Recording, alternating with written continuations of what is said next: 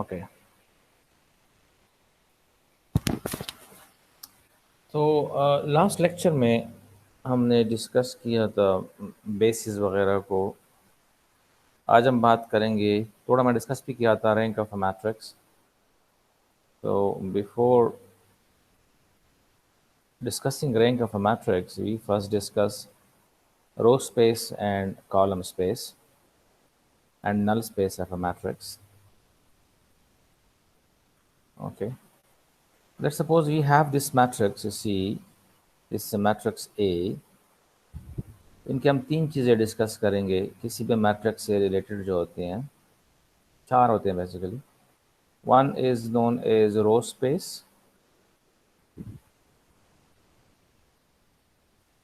The other one is known as column space. The next one is known as null space. And we'll be talking about eigenspace as well, जो कि हम बाद में बात कर रहे हैं इस पे. So eigenspace. All right, so we discuss these three at the moment, and then we'll move towards eigenspace as well. Okay, तो अगर आप देखें यहाँ पर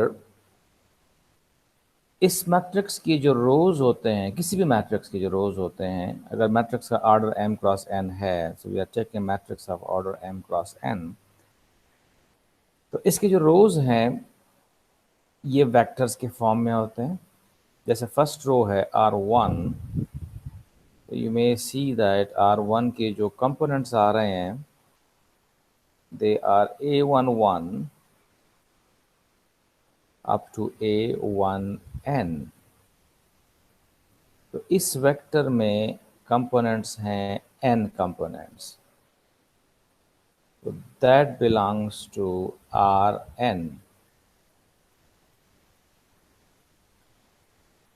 इस तरह से Rn जो स्पेस है उसमें हर एक वेक्टर की जो नंबर ऑफ कंपोनेंट्स हैं वो n होते हैं, तो ये भी यही होगा.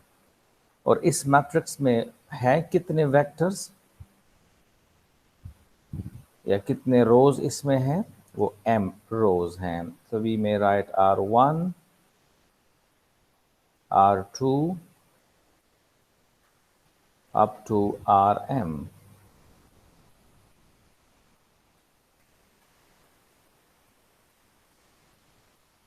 और सेपरेट ब्रेसेस. ओके, तो ये वो S हो गया जो कि एक स्पेस को जनरेट करेगा, स्पान करेगा. तो ये जो स्पान ऑफ S है, this span of S is known as row space.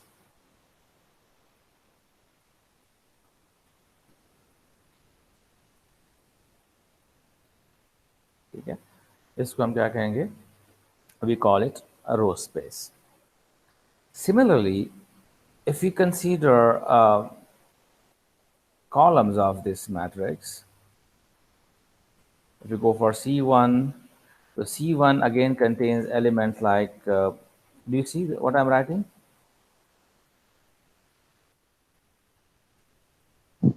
Yes, sir. And then A21 and so on. We have then A2, AM1. इसी इसमें कंपोनेंट्स कितने आ रहे हैं, 1 से लेकर m तक हम जा रहे हैं. दिस बिलोंग्स टू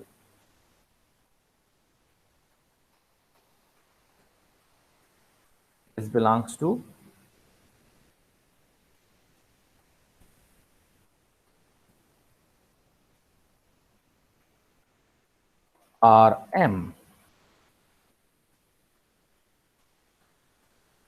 ये जो है ये Rm को बिलोंग करेगा.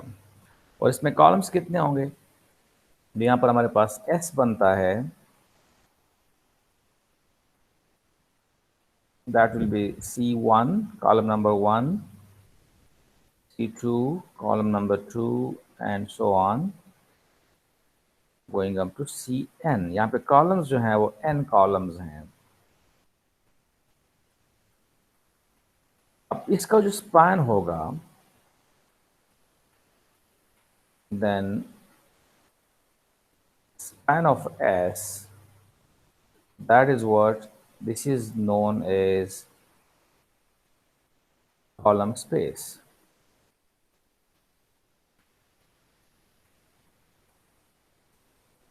It is known as column space,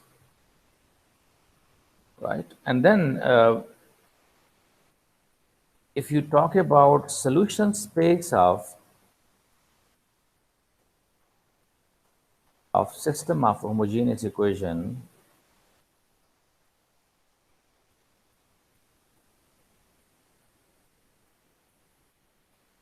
A into X is equal to 0, it is called, solution space is called what? Null space.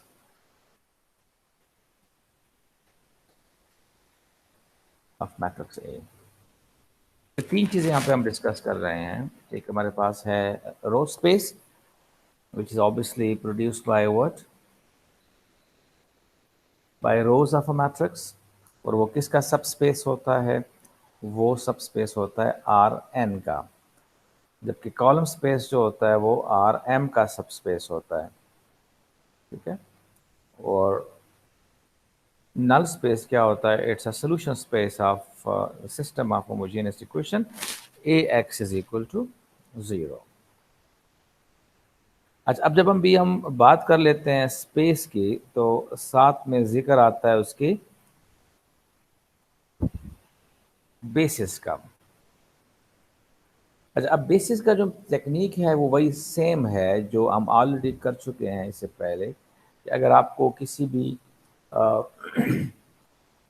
सब स्पेस के लिए स्पानिंग सेट गिवन है तो उसका बेसिस फाइंड करने का हमने तरीका सीख लिया था. ठीक है. लेकिन यहाँ पे तरीका दो चीज़ें हम इसमें डिस्कस करेंगे. एक होता है कि जो बेसिस उसका है, अब ये बात ज़रा गौर से सुने, ठीक है, ये बहुत ज़रूरी बात है. जो बेसिस होगा, और चाहे रो स्पेस के लिए चाहे कॉलम स्पेस के लिए हो, पहले हम जिक्र कर लेते हैं रो बेसिस फॉर रो स्पेस. उसके लिए क्या ये जो वेक्टर्स इसमें आते हैं, जो इसमें एलिमेंट्स आते हैं, लेट सपोज ये v1 है, v2 है, वगैरह वगैरह, अगर ये इसके बेसिस में आ रहे हैं तो क्या ये बेसिस के एलिमेंट्स जो हैं, आर दे अमंग द रोज? क्या ये वेक्टर्स इन्हीं रोज में से आ रहे हैं? इन्हीं में से आ रहे हैं, रो 1, रो 2, रो 3, रो 4, रो 5 एंड सो ऑन.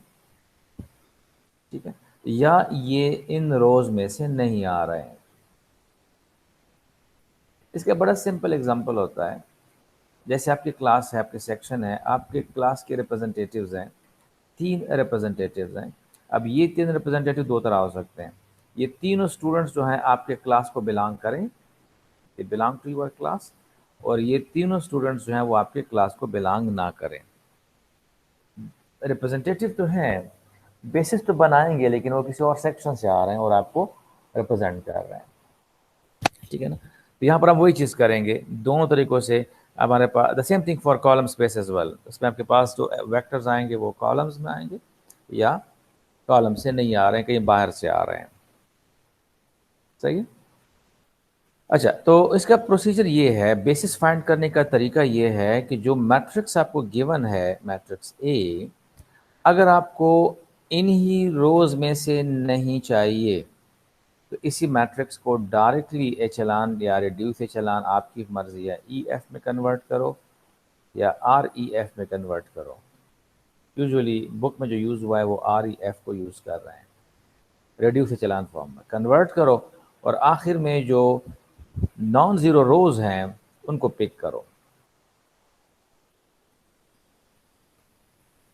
जो नॉन ज़ीरो रोज हैं ये आपको क्या बनाएगा? It will form the basis.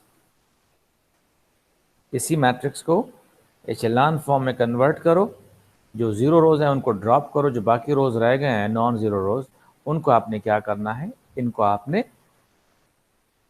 Elements of the basis लेना है. ठीक है. लेकिन ये हो सकता है कि इनमें से कुछ वेक्टर्स रोज़ के हों, हो सकता है कोई भी इनके रोज़ के ना हो. There is possibility. ठीक है. रिड्यूस में अगर करेंगे फिर तो शायद बिलोंग ना करें, लेकिन अगर एचेलॉन में कर रहे हैं तो हो सकता है उसमें एक आज जो है वो बिलोंग करें। डिपेंड करता है मैट्रिक्स के नेचर को किस टाइप का है।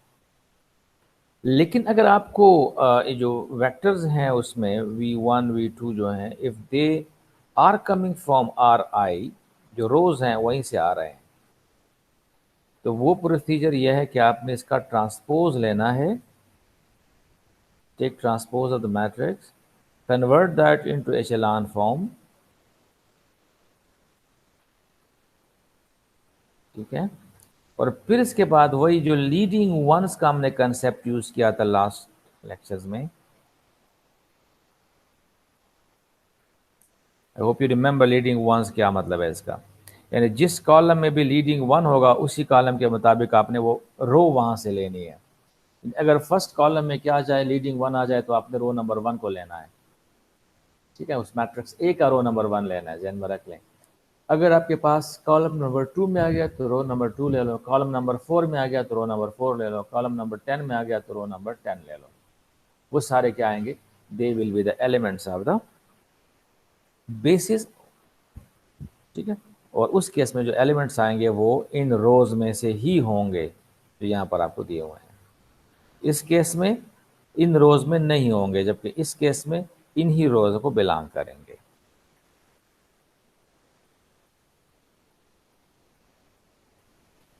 Is that right? चीज़ें में रख लें कि ये थ्योरम है जनरली, अगर दो मैट्रिसेस जो हैं वो इक्विवेलेंट हैं तो उनकी जो रो स्पेस है और कॉलम स्पेस है अकॉर्डिंगली, अगर रो इक्विवेलेंट है तो रो स्पेसेस सेम होंगे, अगर कॉलम इक्विवेलेंट है तो कॉलम स्पेसेस उनके सेम होंगे, ठीक है। या ध्यान में रख लें। अच्छा, इसलिए हम ये कन्वर्जन कर रहे होते हैं, रिजिड एचेलॉन फॉर्म में एचेलॉन फॉर्म में कर रहे होते हैं। अभी कह रहे हैं find basis v of R5 that is spanned by these vector. इस तरह का हमने क्वेश्चन ऑलरेडी किया हुआ भी है, v1 v2 v3 v4। अच्छा, अब ये यहाँ पे नहीं कहा हुआ है कि इन्हीं वेक्टर्स में से हों, ठीक है। It is not said that जो आपके पास बेसिस आ रहा है वो इन्हीं में से हों, v1 v2 v3 v4 में से हों। पिछले केस हमने यही किया था कि हमने इन्हीं में से लिया था, अब ये नहीं है यहाँ पे। तो क्या करोगे, इन वेक्टर्स को आपने अलोंग द रोज लेना है। हमारे पास ये मैट्रिक्स ए बन जाएगा। अब इस मैट्रिक्स को हम यहाँ पे कन्वर्ट किया गया रिड्यूस एचेलॉन फॉर्म में, आप किसी में भी कर सकते हैं। तो that's the reduce echelon form. अब इस का जो बेसिस होगा नॉन जीरो रोज आप लेंगे, तो ये रो ले लें, ये रो ले लें और ये रो ले लें। That's W1 W2 and W3। ये जो तीन वेक्टर्स हैं ये क्या करेंगे, दे आर फॉर्मिंग बेसिस। लेकिन ये जो तीनों वेक्टर्स हैं you see, W1 W2 W3 is a basis for that subspace. लेकिन ये कोई भी वेक्टर जो है वो v1 v2 में नहीं है, ये बाहर से आ गए हैं। अगर हमें इन्हीं के अंदर चाहिए होता तो फिर इन वेक्टर्स को हम अलोंग द कॉलम्स लेते, एचेलॉन फॉर्म में कन्वर्ट करते और फिर वही लीडिंग वंस देखते कि लीडिंग वंस कौन से कॉलम में है। उसके मुताबिक फिर हम वही v1 v2 v3 v4 में सेलेक्शन करते। The same thing is done in rows space and column space as well. अभी हमने कॉलम स्पेस की बात नहीं की, उस पर हम क्या करते हैं, लेकिन यहाँ पे हम रो स्पेस की भी बात कर रहे हैं, ठीक है। ये प्रोसेस आपने करना होता है।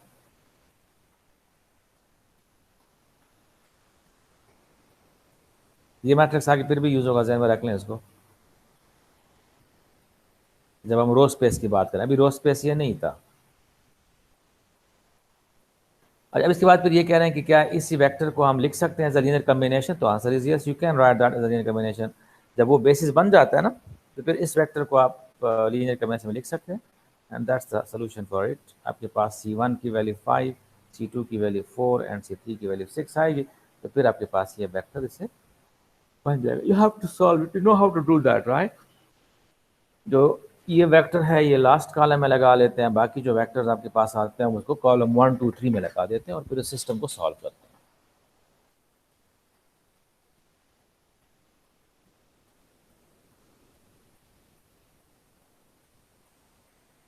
Okay, the same thing here. Another example, let V be the subspace of P4 spanned by the vector V1, V2, V3, V4. Okay, and then we are interested to find basis of V. V जो है वो क्या है, वो subspace है P4 का। ये चीज़ आप अभी आपको समझ नहीं आएगा कि ये आइसोमॉर्फिज्म क्या भला होती है, बाद में डिस्कस होगा तो फिर आप क्लियर हो जाएगा। मैंने तरीका बताया था कि क्या करेंगे आप। अच्छा, अब देखिए इसमें भी ये नहीं कहा गया है कि they belongs to these elements V1 V2 V3 V4।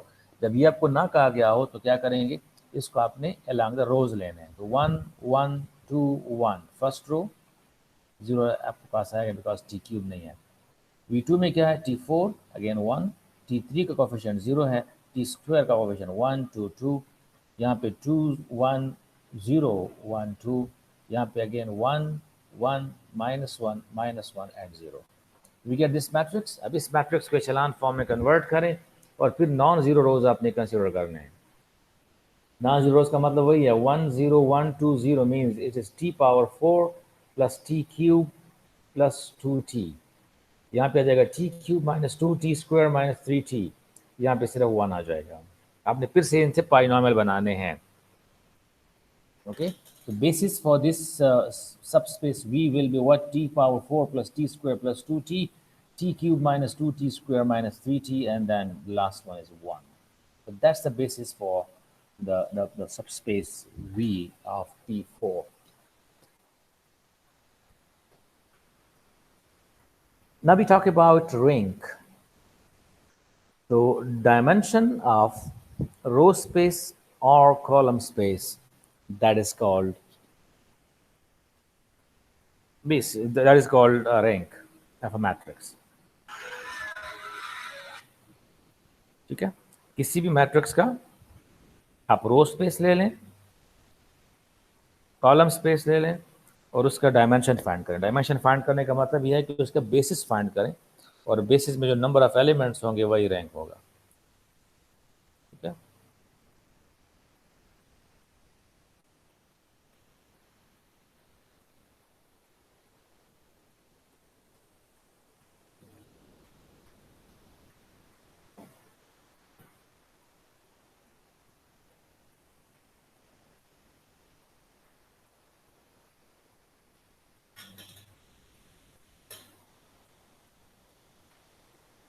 तरीका कुछ इसका डिफरेंट है, इसको फाइंड करने का तरीका डिफरेंट होता है यूजुअली। उसमें हम क्या कर रहे होते हैं कि हम जो मैट्रिक्स होता है उसको एचेलॉन फॉर्म में कन्वर्ट करते हैं, then we look for number of non zero rows, जो कि वही बेसिस भी होता है। मैंने जिक्र अभी कर दिया कि जो नॉन जीरो रोज हैं वही इसका बेसिस होता है रो स्पेस का। ठीक है, तो इसमें आपके पास क्या होगा, जो नंबर ऑफ नॉन जीरो रोज होते हैं दैट इज कॉल्ड रैंक। ये ज़हन में रखें कि किसी भी मैट्रिक्स के लिए रो रैंक और कॉलम रैंक दोनों बराबर होते हैं, तो इसलिए हमारे पास रैंक एक ही होता है। तो row rank and column rank is always same. तो वही एग्जांपल है, कह रहे हैं for find a basis for the row space of the matrix A defined in the example 1 that contains only row vectors from A. ठीक है, and then also compute the row rank of A is 1। अब यहाँ पे ये दिया हुआ है कि उसमें क्या होनी चाहिए, उसमें उस मैट्रिक्स के रोज होने चाहिए, सिर्फ बाहर से कोई वेक्टर नहीं होना चाहिए। ठीक है, तो इसके लिए क्या करेंगे, वो जो मैट्रिक्स हमने लिया था, ठीक है ना, was it the matrix, let's see. अब इसका ट्रांसपोज लेंगे, ये ध्यान में रखें आप। ये एग्जाम्पल 1 की बात कर रहे हैं तो वहाँ पे जो मैट्रिक्स था एग्जाम्पल 1 ये वाला है, that is 1 - 2 0 3 4 and so on. इसका ट्रांसपोज ले लो पहले। ट्रांसपोज वही तरीका जो मैंने बता दिया कि आपने क्या करना है,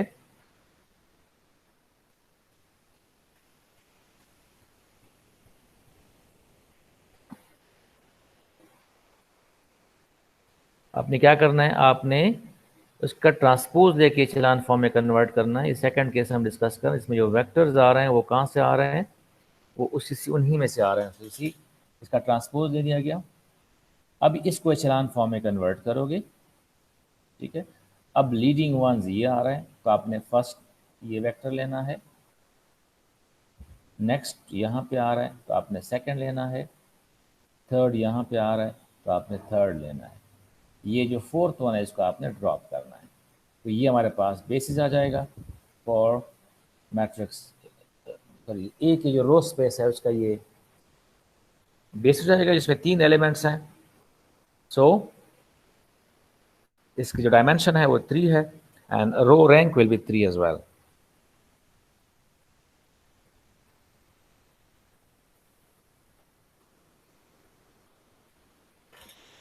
Okay.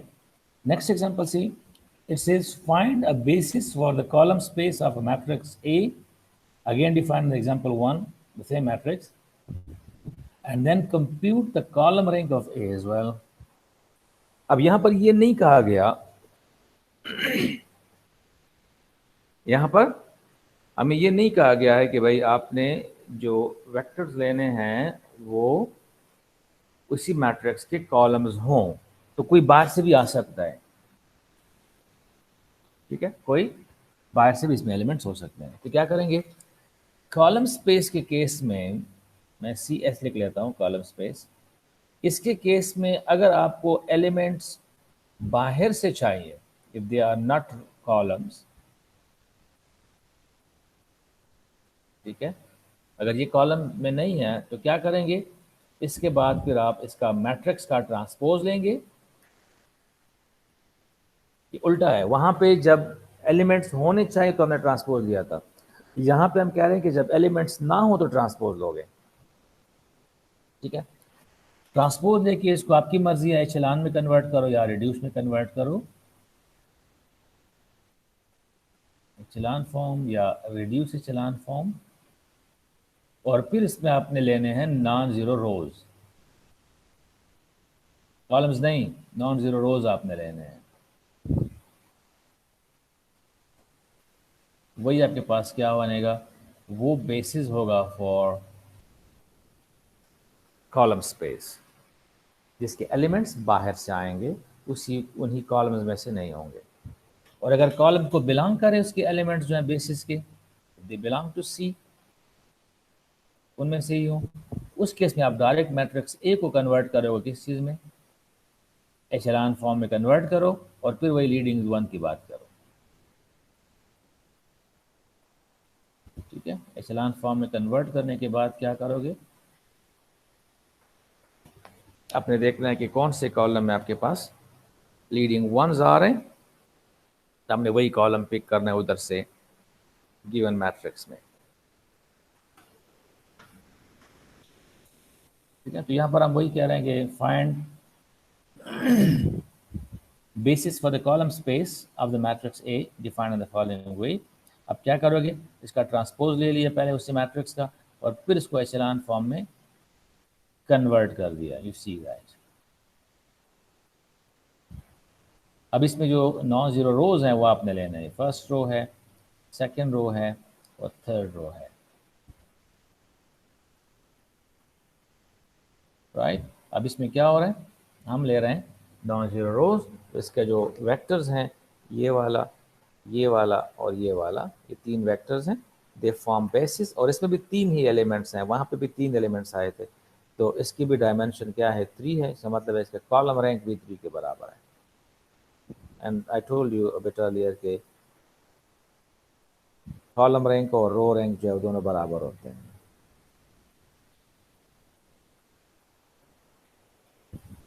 Okay. Now, if you want to find a basis for the column space that contains only the columns vector of A, तो वही मैट्रिक्स ले लें, मैट्रिक्स A जैसे दिया हुआ है उसको आप एचेलॉन फॉर्म में कन्वर्ट कर लें, और फिर लीडिंग वंस की बात करें. सी ये फर्स्ट, तो पहला कॉलम ले लो, यहाँ से पहला कॉलम ले लो, नेक्स्ट यहाँ पे आ रहा है तो आपने सेकंड कॉलम लेना है, और फिर अगला यहाँ पे आ रहा है तो आपने थर्ड कॉलम लेना है. ये बेसिस बनाएगा. 3 से ज़्यादा नहीं होंगे क्योंकि इसका बेसिस जो है वो, उसमें 3 एलिमेंट्स हैं, उसकी डायमेंशन जो है वो 3 है, तो इसमें 3 से ज़्यादा एलिमेंट्स नहीं आएंगे.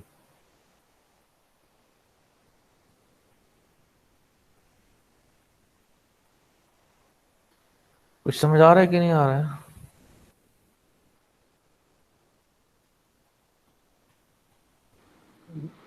सर कुछ कुछ आ रहा है.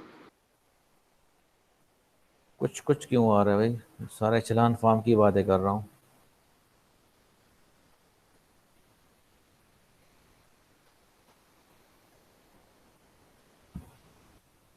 ओके,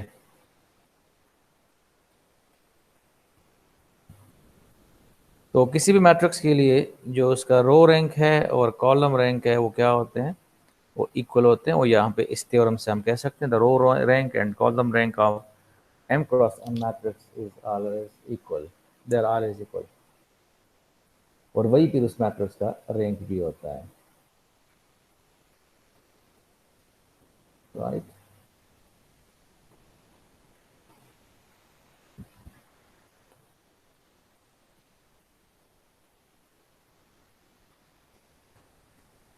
अच्छा, एक और चीज़ है इसमें, नलिटी की हम बात करते हैं। नलिटी जो है ये basically it is the dimension of, nullity is the dimension of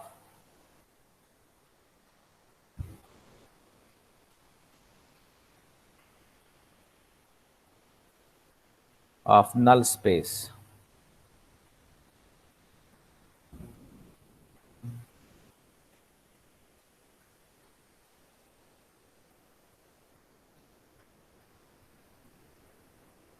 Nullity is the dimension of null space. And what is null space?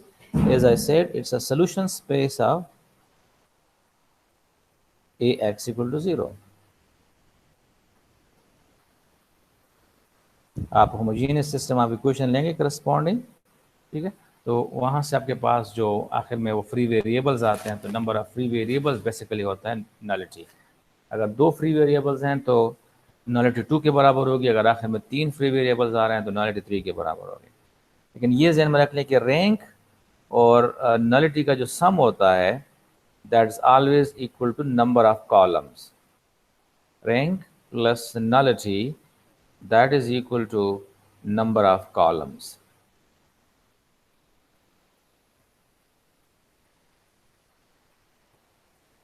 तो अगर आपको रैंक दिया हो, नंबर ऑफ मैट्रिक्स का ऑर्डर दिया हो तो नलिटी फाइंड कर सकते हैं। अगर नलिटी दिया हो और नंबर ऑफ कॉलम्स दिए हैं यानी ऑर्डर ऑफ मैट्रिक्स दिया हुआ है तो वहां से हम रैंक फाइंड कर सकते हैं, ठीक है। अगर डायरेक्ट आप मैट्रिक्स में देखना चाहें तो क्या करोगे, नंबर ऑफ जीरो रोज जो होता है, नॉन जीरो रोज जो होते हैं वो रैंक को डिफाइन करते हैं, जबकि नंबर ऑफ फ्री वेरिएबल्स जो होते हैं वहां पे वो क्या होगा, या डायरेक्टली आप कर सकते हैं कि नंबर ऑफ कॉलम से आप रैंक को सब्ट्रैक्ट करें तो आपके पास नलिटी आ जाएगी। So you can do in that way as well.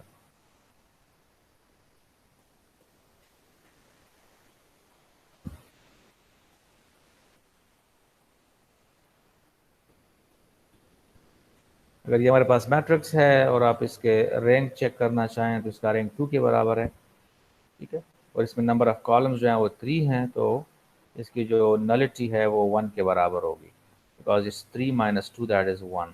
अगर आप चेक करें corresponding system of equation A X equal to 0 तो इसमें एक फ्री वेरिएबल आता है, ये इसका सोल्यूशन होगा, ठीक है। X equal to minus R R, यहाँ पे फिर हम आर कॉमन निकालते हैं तो वी गेट -1 एंड जी 1, ये इसका बेसिस होगा, इसमें एक ही एलिमेंट आता है। सर रो जब फुल 0 हो जाती है तो उस वो रैंक में फिर काउंट नहीं होगा? सॉरी, सर एक रो जब फुल 0 हो जाती है हमारे साथ तो वो रैंक रैंक में। हमारे पास जो होता है ना वो नंबर ऑफ नॉन जीरो रोज होते हैं। जी सर। तो जब कंप्लीट रो जीरो होगा तो वो तो नॉन जीरो नहीं हो सकता ना, तो जीरो रो हो जाता है तो वो हम इंक्लूड नहीं करेंगे। Okay sir.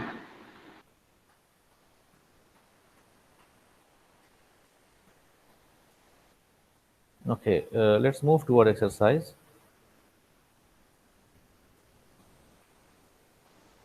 तो मैंने ऑलरेडी आपको इसका असाइनमेंट दिया हुआ है। जी बिल्कुल सर, दिया हुआ है।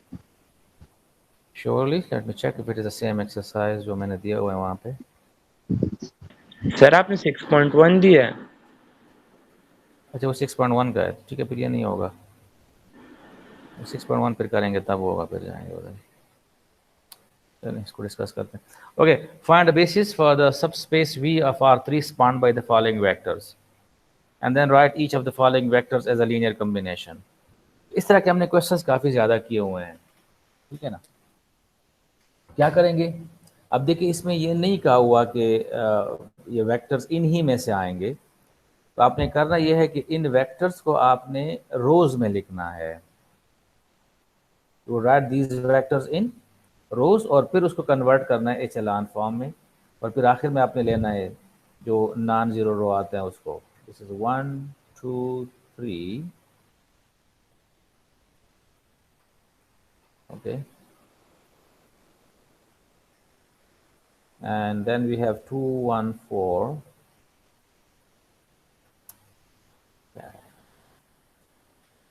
then we have -1,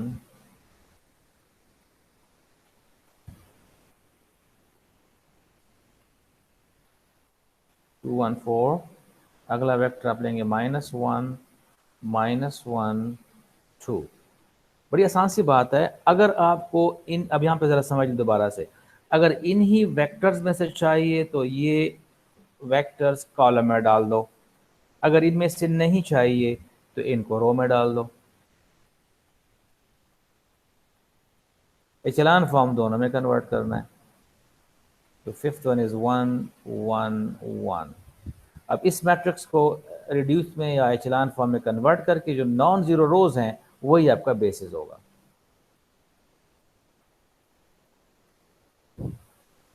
can you do it? Because इसमें एचेलॉन फॉर्म कन्वर्ट करना और कोई इशू नहीं है।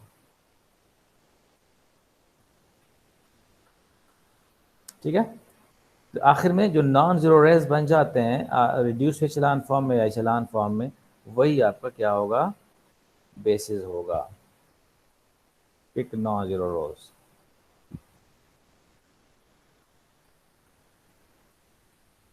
रिड्यूस एचेलॉन फॉर्म में कन्वर्ट करने के बाद ये जो सेकंड पार्ट इसका ये आसान हो जाता है। It says that converting this into writing this one as a linear combination. We have done that. अगर आपको याद हो, हमने बार बार किया हुआ है कि एक वेक्टर जो है वो हम कैसे दो वेक्टर्स के लीनियर कॉम्बिनेशन में या तीन वेक्टर्स के लीनियर कॉम्बिनेशन में लिख सकते हैं। तो वही प्रोसेस आपने फिर करना है। सही है, तो आई hope you can do that.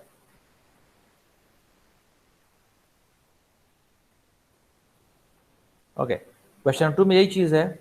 उसमें आपको P3 दिया हुआ है, उसके सब स्पेस है।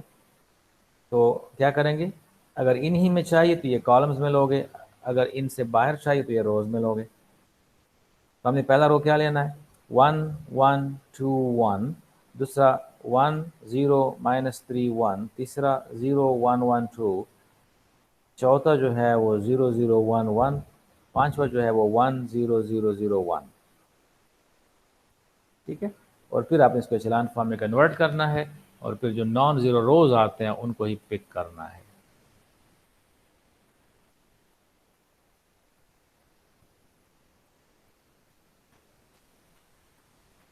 Same thing in question 3 and question 4 as well. ठीक है, in question 5 and 6 it says that find the basis for the row space of A consisting of vectors that are not necessarily row vectors of A and that are row vectors of A। तो part A के लिए क्या करोगे? Part A के लिए इसी matrix को आप एचेलॉन फॉर्म में कन्वर्ट करो डायरेक्टली। अब इसको मैं यहाँ पे करूँगा तो बहुत ज़्यादा टाइम लगेगा जब मैं एचेलॉन फॉर्म में कन्वर्ट करूँगा तो इसको, तो इट्स बेटर कि आप इसको खुद कर लें।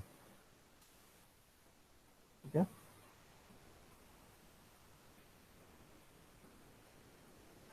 तो कन्वर्टिंग एचेलॉन फॉर्म, और इसके बाद फिर आपने नॉन जीरो रोज लेने हैं।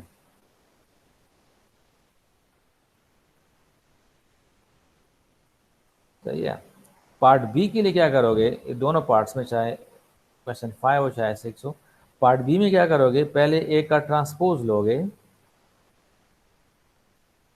फिर कन्वर्ट कर लो एचेलॉन फॉर्म में,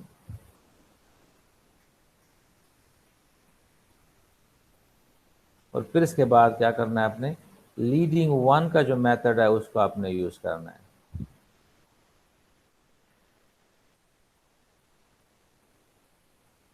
जो लीडिंग वन मेथड है उसको आपने लेना है। यानी अगर फर्स्ट कॉलम में आपके पास क्या आ रहा है? नॉन जीरो एंट्री आ रहा है, यानी 1 आ रहा है, तो आपने फर्स्ट रो उधर से लेनी है। अगर सेकंड कॉलम में आ रहा है तो सेकंड रो लेनी है, सो ऑन।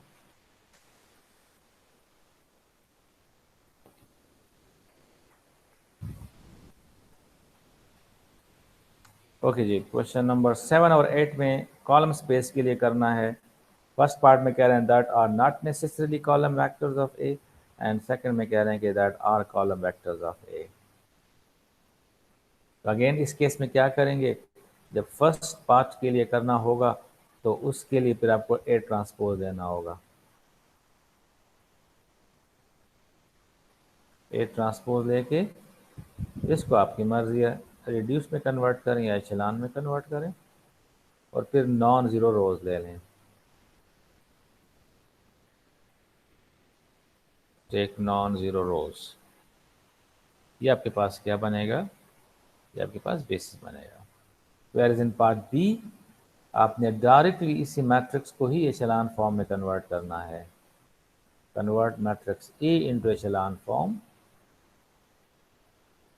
और इसके बाद फिर क्या करेंगे, वही लीडिंग वंस का कंसेप्ट यूज करें।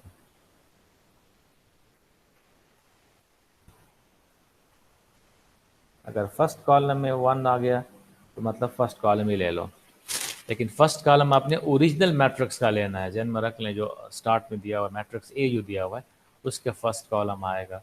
अगर थर्ड कॉलम में लीडिंग 1 आ रहा है तो आपने उधर से थर्ड कॉलम लेना है। यहाँ पे बार बार हम वही इचेलॉन फॉर्म को यूज कर रहे हैं, converting into echelon form, converting into echelon form and so on.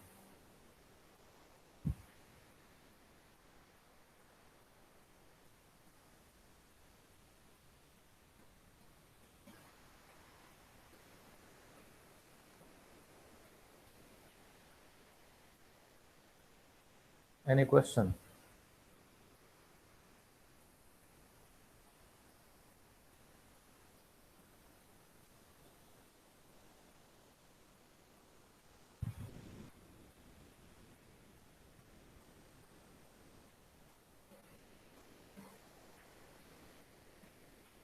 Okay, the same thing in question 9 10. Find the row and column rank of the following matrices. इसके लिए वही आपने रो स्पेस और column space की basis find करने हैं। आपकी जो मर्जी है, चाहे इसमें शामिल हो या शामिल ना हो, ये ज़हन में रख लेंगे कब आपने रोज़ में लिखना है या कब आपने कॉलम्स में लिखना है। सब यही करें। अगर आपको रो स्पेस चाहिए तो इसी को ही कन्वर्ट करो एचेलॉन फॉर्म में और नॉन जीरो रोज काउंट करो उसमें। ट्रांसपोज लेके एचेलॉन में कन्वर्ट करो और फिर नॉन जीरो रोज को फाइंड करके करो, तो वो कॉलम रैंक हो जाएगा। यहाँ पे सिर्फ रैंक की बात कर रहे हैं, तो इसी मैट्रिक्स को एचेलॉन फॉर्म में कन्वर्ट करोगे तो रो रैंक आएगा, number of non zero rose. Transpose लेके कन्वर्ट करोगे एचेलॉन फॉर्म में और फिर नॉन जीरो रोज काउंट करोगे तो वो क्या होगा, वो कॉलम रैंक होगा। तो यही आपने करना है। तो again you have to do echelon form. ठीक है, तो ये 10 तक हो जाएगा। 11 वाला छोड़ दें।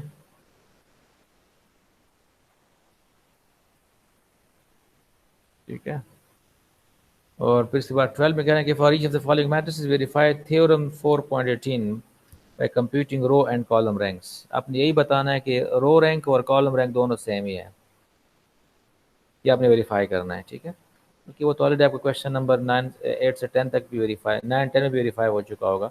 वहाँ पे आप रो रैंक भी फाइंड करोगे, वहाँ पे आप कॉलम रैंक भी फाइंड करोगे, दोनों जो है वो आपके पास क्या आएंगे, सेम आएंगे। तो इधर से भी कर सकते हैं, उधर से भी कर सकते हैं। तो इसको क्या करें, वही बात है, पहले डायरेक्टली मैट्रिक्स ए को एचेलॉन फॉर्म में कन्वर्ट करके number of non zero rows row rank हो जाएगा। फिर ट्रांसपोज लेकर उसको एचेलॉन फॉर्म में कन्वर्ट करो और फिर देखो उसमें नंबर ऑफ नॉन जीरो रोज कितने आ रहे हैं। ठीक है, वो आपके पास कॉलम रैंक होगा। अभी कह रहे हैं दोनों क्या हैं, दोनों बराबर हैं।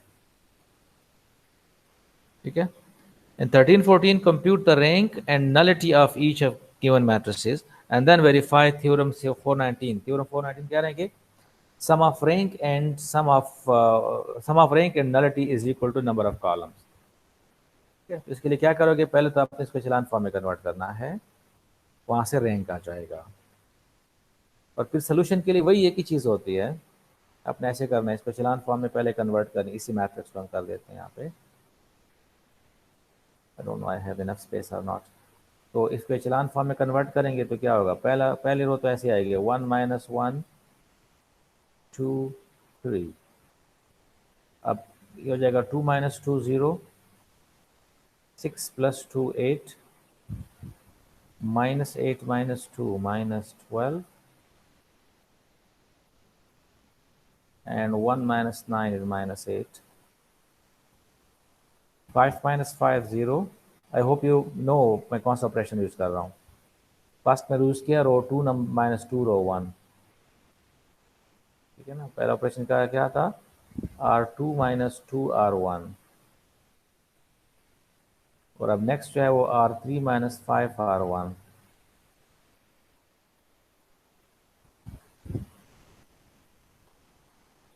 तो 5 minus 5 0. 3 plus 5 is 8. Next is minus 2 plus minus 10 is minus 12. And then we have 10 minus 15. Sir हमारा -8 की वजह -5 आ जाएगा. ये minus 5 है.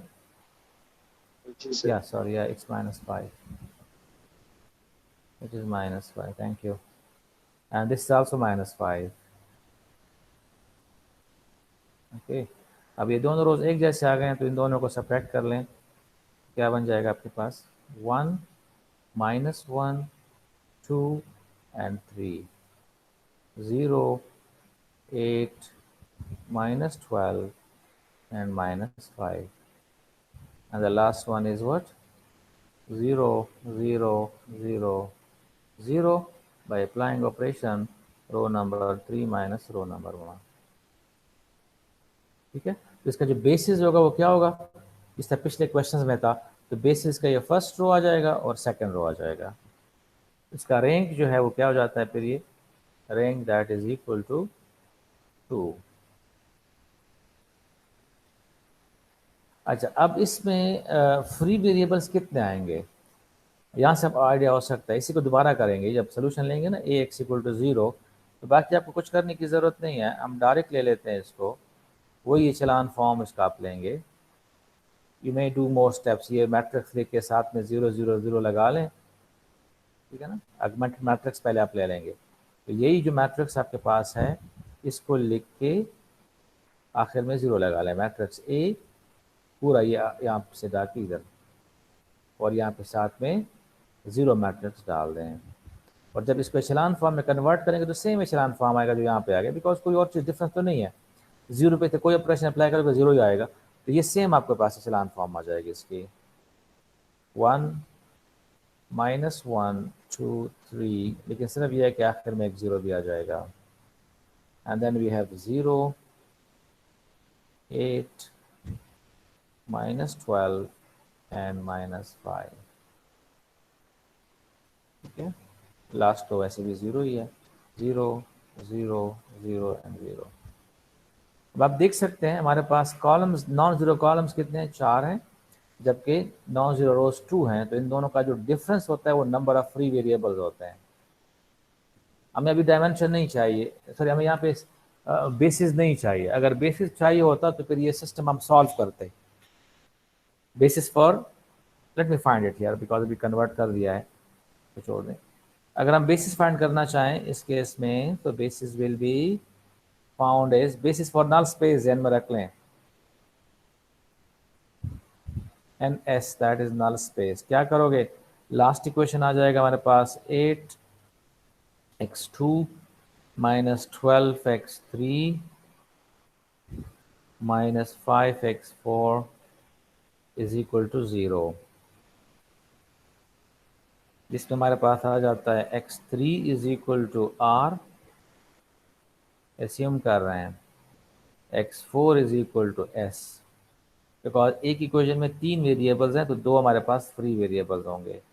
और यहीं से फिर x2 की वैल्यू क्या हो जाएगी, it will be 1/8 times 12r plus 5s. ये x2 की वैल्यू हो जाएगी. और फिर हम फाइंड करेंगे फर्स्ट इक्वेशन से x1 की वैल्यू. किया जाएगा x1 इक्वल्स x2, ये सारा इधर ही आ जाएगा, 1/8 12r plus 5s minus 2r -3s। You can simplify it, अगर इसे हम 1/8 को बाहर निकालें तो ये 12r plus 5s minus 16r minus 24s। अगर हम फाइंड करना चाहें किस चीज़ को, उसके बेसिस को अगर हम फाइंड करना चाहें, अदरवाइज सिर्फ आपसे अगर रैंक और नलिटी का हुआ है तो डायरेक्ट आप बता दें कि इसमें नंबर ऑफ नॉन जीरो रोज कितने हैं और नंबर ऑफ पैरामीटर्स कितने हैं। ठीक है, तो नंबर ऑफ नॉन जीरो रोज और पैरामीटर्स में जो डिफरेंस है, सॉरी, नंबर ऑफ कॉलम्स और नंबर ऑफ नॉन जीरो रोज में जो डिफरेंस है वो नंबर ऑफ पैरामीटर्स होता है। You know how to find it. इसको सिंप्लीफाई करें तो आ जाएगा हमारे पास 1/8, 12r minus 16r is -4r, 5s minus 24s is -19s। अब यहाँ पे आप सोल्यूशन लिख लेंगे कि इसका सोल्यूशन क्या आ रहा है। x1 की आप वैल्यू लगा लें 1/8, या मे भी इसको लिख सकते हैं -r/2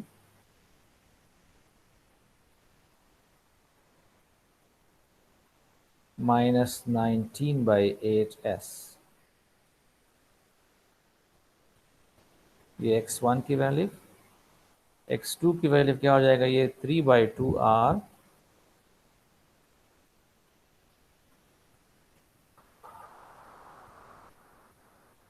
प्लस 5/8s।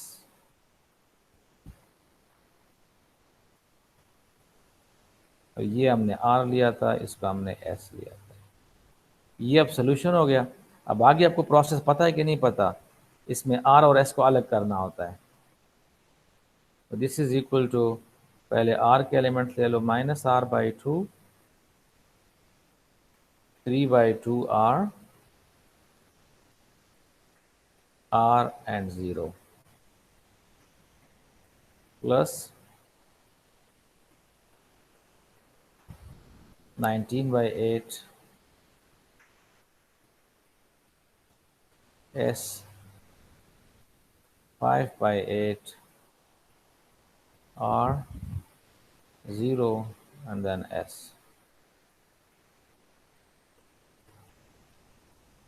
ठीक है, अगर आप ये फ्रैक्शन हटाना चाहते हैं तो भी हटा सकते हैं। इधर से 2 कॉमन, r/2 कॉमन निकालें, ये बन जाएगा -1, ये आ जाएगा 3, ये आ जाएगा 2 और ये फिर 0 होगा। ना भी हटाना चाहे तब भी ठीक है। इधर से 1/8 कॉमन निकालें s के साथ, तो -19, 5, 0 एंड 8। तो ये हमारे पास वेक्टर 1 हो जाएगा। फॉर द नल स्पेस ये हो जाएगा वेक्टर 2। तो इसका जो बेसिस बनेगा, ये दो वेक्टर्स बन जाएंगे, एक v1 दूसरा v2, जिसमें दो एलिमेंट्स हैं। तो this is basically basis for null space, whose dimension is 2, तो nullity is what, 2। तो nullity 2 है और रैंक क्या है, वो भी 2 है। तो 2 + 2 is it representing number of columns, 2 2। तो ये हमारे पास 2 + 2 = 4। तो ये कंडीशन क्या हो रहा है, सेटिस्फाई हो रहा है।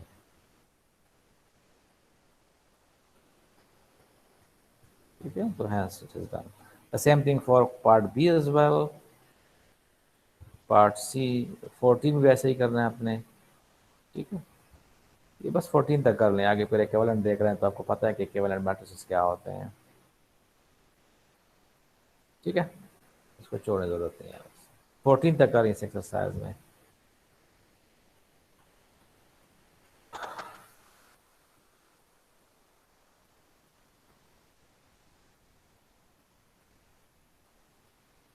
ओके, अब आते हैं ज़रा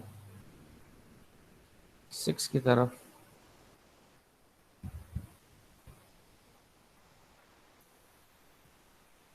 इसमें हम बात करेंगे लीनियर ट्रांसफॉर्मेशन की।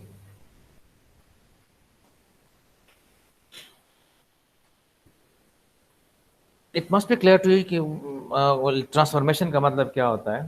ट्रांसफॉर्मेशन बेसिकली मीन्स कि हम एक फंक्शन ले रहे होते हैं, ठीक है। अब वो फंक्शन क्या यहाँ पे लीनियर है या लीनियर नहीं है, ठीक है।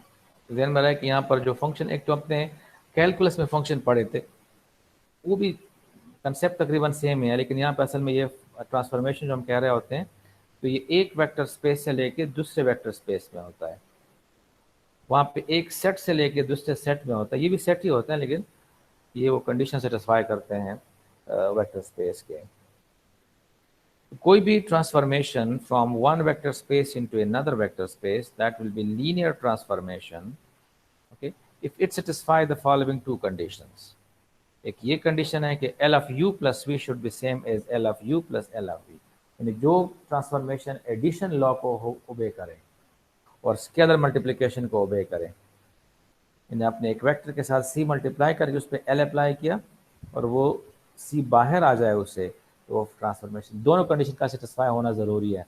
दोनों में से कोई एक भी सेटिस्फाई ना हुआ तो फिर वो बेसिस नहीं होगा, सॉरी वो लीनियर ट्रांसफॉर्मेशन नहीं होगा। अगर दोनों vector same, vector spaces same हो, यानी if L is a vector space, L is a transformation from V to V or W to W, then this is also known as a linear operator। Operator में और transformation में यही फ़र्क है कि transformation में आपके पास जो वेक्टर स्पेसेस हैं वो डिफरेंट होंगे V और W में, जबकि ऑपरेटर में दोनों क्या होते हैं, सेम होते हैं।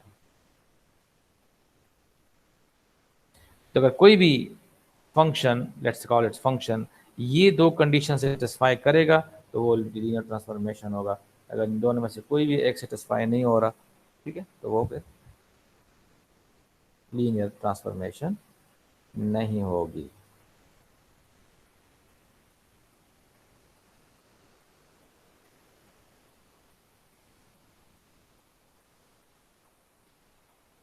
ओके, जैसा कि एग्जांपल दिया हुआ है, let A be M cross N matrix, okay, and L is a transformation from Rn to Rm, which is given by Lu is equal to Au। यानी जब आप L को अप्लाई करोगे U के साथ, तो उस U के साथ ये मैट्रिक्स A क्या होगा, मल्टीप्लाई होगा, ये उसका आउटपुट होगा। इसे हम कहते हैं ना f of x equal to x square है, एक्स की जगह 1 पुट करो तो फंक्शन क्या रहा है, 1 का स्क्वायर ले लो। 2 पुट करोगे तो फंक्शन क्या आएगा, 2 का स्क्वायर ले लो, एंड सो ऑन, ठीक है ना। तो इस तरीके से यहाँ पे भी वही चीज़ है कि अगर आप u की जगह कोई भी वेक्टर दोगे तो वो वेक्टर क्या करेगा, it will be multiplied by another matrix A, जो कि मैट्रिक्स ऑलरेडी दिया हुआ है, that is a m cross n matrix.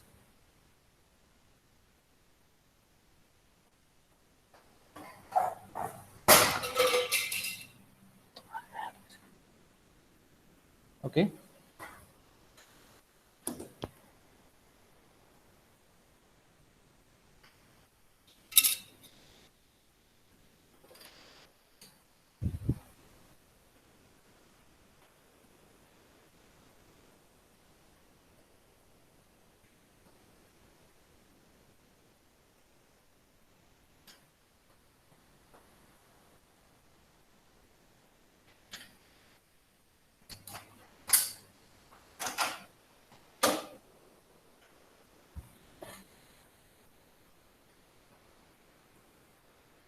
Alright, so अब हम चेक करना यह है कि क्या ये लीनियर है कि नहीं। तो L of you plus v हम देखेंगे बाय डेफिनेशन, अब इसको समझ लें फिर बाकी आसान होता है। तो एल ऑफ यू क्या होगा, you see that is A multiply by u. तो L of you plus v जब आप लेंगे तो इसका मतलब यह है कि आपने इस यू प्लस वी के साथ ए को मल्टीप्लाई करना है।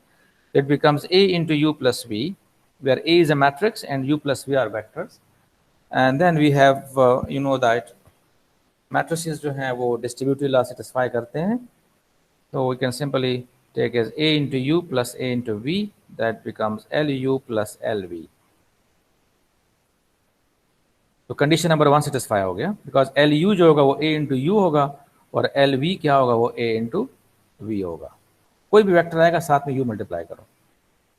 सेकंड कंडीशन के लिए क्या है, L of c u check करेंगे तो L of c u basically means A multiply by c u, इस तरह डिफाइन हुआ है। और इससे फिर ये सी बाहर आ जाएगा, तो we have c into A u and A u is again L u, तो it become c times L u. दोनों कंडीशंस जो लीनियर ट्रांसफॉर्मेशन के हैं वो क्या हो रहे हैं, दे आर सेटिस्फाइड, सो या it is a linear transformation. Okay, ये कुछ ट्रांसफॉर्मेशंस हैं जिनके स्पेशल नेम है। अगर आपने ट्रांसफॉर्मेशन को इस तरह डिफाइन किया, L of u one u two that is equal to u one and minus u two, यानी एल क्या कर रहा है, जो सेकंड कंपोनेंट है वेक्टर का उसको माइनस के साथ मल्टीप्लाई कर रहा है। तो ये जो ट्रांसफॉर्मेशन है, this transformation is known as, ये लीनियर ट्रांसफॉर्मेशन ही है, ध्यान में रख लें, आप चेक कर सकते हैं इसको, and this is known as reflection about x axis. You see that अगर कोई भी वेक्टर आप लेते हैं, let's suppose that is in first quadrant, अगर यहाँ पर ये 1 2 है, जब ये ट्रांसफॉर्मेशन एल इस पे अप्लाई हो जाता है, it make it 1 minus two, 1 minus two कहाँ पे आ जाएगा, it becomes here 1 minus two. ये जो ट्रांसफॉर्मेशन है एल, ये बेसिकली रिफ्लेक्शन कर रहा है उसी वेक्टर की अबाउट एक्स एक्सिस। अगर यहाँ पे है तो उसको यहाँ पे ट्रांसफॉर्म कर देता है, इधर है तो यहाँ से वापस चला जाता है, जिसको हम रिफ्लेक्शन कहते हैं, रिफ्लेक्शन अबाउट एक्स एक्सिस।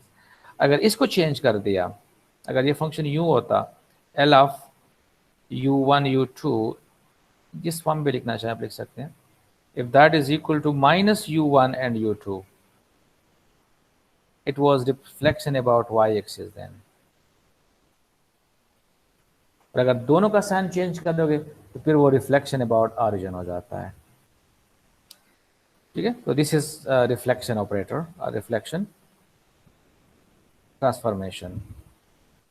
अच्छा, ये प्रोजेक्शन है R3 से लेकर R2 की तरफ, यानी कोई वेक्टर जो है वो स्पेस में है, यहाँ पे कोई वेक्टर है और आप इसको प्रोजेक्ट कर रहे हो एक प्लेन के अंदर, यहाँ पे ये प्लेन है, अगर ये x है और ये y है, ये कोई भी पॉइंट आप लोगे वो इसको कहाँ पे करता है, उसको यहाँ पे लेके आता है, जिसको हम क्या कहते हैं, वी कॉल इट प्रोजेक्शन।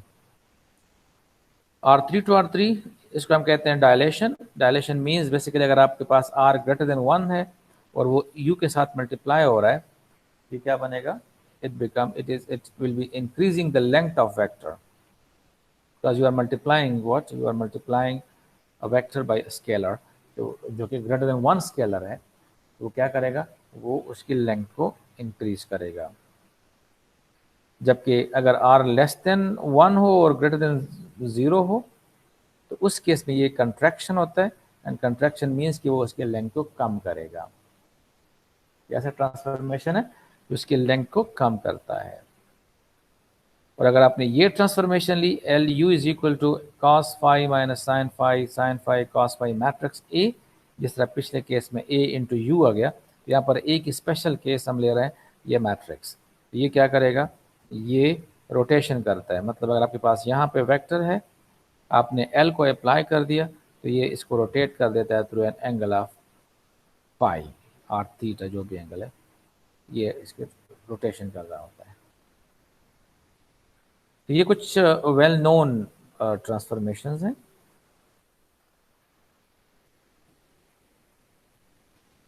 अब ये अगर आप देखें तो क्या ये ट्रांसफॉर्मेशन लीनियर है या नहीं है, तो the answer is no, linear नहीं है। रीज़न क्या है, रीज़न यह है कि अगर हम एक वेक्टर u ले लें, दूसरा v ले लें, दोनों को ऐड करें तो ये आ जाएगा। अब इस पे l अप्लाई करेंगे तो फर्स्ट के साथ कह रहे हैं कि भाई 1 को ऐड करो, सेकंड के साथ 2 मल्टीप्लाई करो, थर्ड को एज इट इज़ लिख लो, ये डिफाइंड ऐसा है। You see, L of u1 u2 u3 कह रहे हैं कि u के साथ फर्स्ट के साथ +1 करो, सेकंड के साथ 2 मल्टीप्लाई करो और थर्ड को एज इट इज छोड़ दो।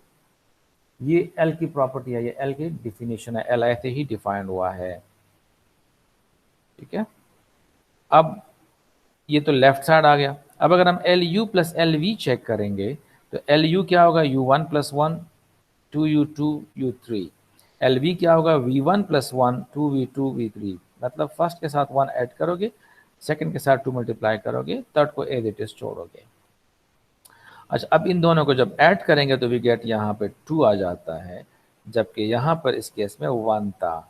ये दोनों बराबर नहीं है, देयरफॉर ये क्या है, ये ट्रांसफॉर्मेशन लीनियर नहीं है।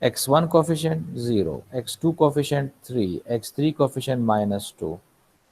यानी जो ट्रांसफॉर्मेशन आपको दिया हुआ है उसको आप इस फॉर्म में लिख लें, that is x1 x2 x3। हमने ये बिल्कुल स्टार्ट में पढ़ा था कि आपने ट्रांसफॉर्मेशन को कन्वर्ट करना है, L of u is equal to AU। L of u is equal to AU। ये जो मैट्रिक्स A होता है, this is known as standard matrix representing L। तो यहाँ पर जो मैट्रिक्स होगा 1 2 0 0 3 -2 ये होगा। अगर आप फाइनली चेक भी करेंगे, इन्होंने प्रोसेस डिफरेंट किया हुआ है। ये जो स्टैंडर्ड बेसिस होता है ना R3 का, उस पर उसकी वैल्यू फाइंड कर लेते हैं। तो आपके पास 1 0 2 3 0 -2 आ जाता है, तो वही हमारे पास ये मैट्रिक्स आ गया ऑलरेडी। ठीक है, ये क्रिप्टोलॉजी जो है ये फिर आई डोंट नो, मैं ये नहीं कहूँ कि बाद में करें क्योंकि टाइम नहीं है हमारे पास, हम ये ख़त्म करें तब भी ठीक है। तो let's move towards exercise now.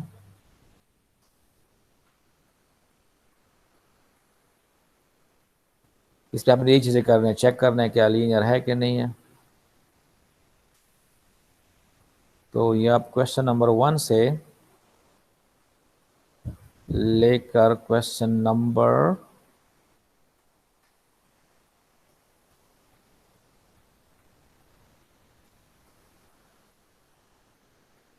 किधर तक है?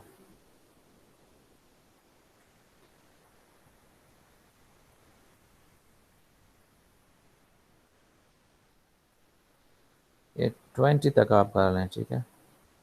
जिसमें मैंने कहा था कि इवन वाले इवन और ऑड वाले ऑड करें।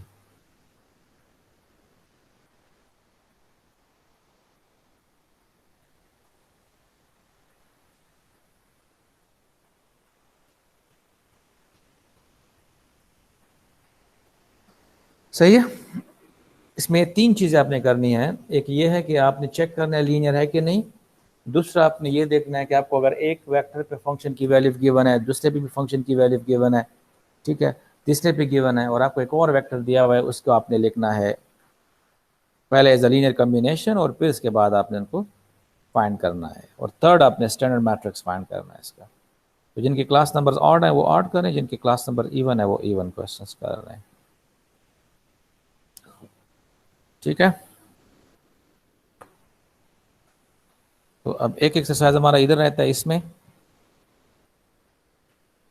लेकिन बिकॉज ऑफ कल जो था वो सेक्शन सी का थोड़ा सा स्लो काम हुआ था, उसमें बीच में मीटिंग्स आ रही थी बार बार, तो उनको मैंने यहाँ तक करवाया हुआ है। तो अभी 6.2 रहता है और उनको मैंने कहा है कि हम कल क्लास अरेंज करेंगे। तो आज आपकी एक और क्लास भी होगी letter at night time 8 o'clock, ठीक है।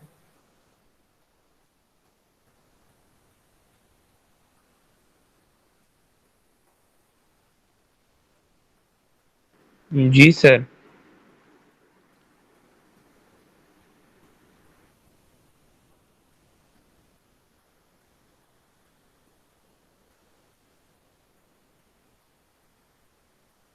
तो आज हमारी एक और क्लास भी होगी 8 o'clock। क्विज हमारा एक रहता है अभी, तो वो भी डिसाइड कर लेंगे फिर लास्ट क्लास में कि कल किस टाइम ले लें या फ्राइडे को ले लें क्विज। असाइनमेंट पूरे हो गए, एक रहता है अभी। 2 असाइनमेंट तो ऑनलाइन हो जाएंगे ना। एक फिजिकल हुआ था असाइनमेंट कि नहीं?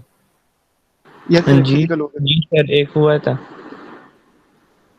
तो वो सबमिट हो गया है, ठीक है। Yes sir. सही है। तो राइट, दैट्स, कोई सवाल अगर नहीं है तो ठीक है, फिर 8 o'clock इंशाल्लाह क्लास शुरू करेंगे। ओके, आप ऐसा करें कि ग्रुप में मैसेज करें कि एक एक्स्ट्रा क्लास हमें अरेंज करें 8 o'clock। Okay sir.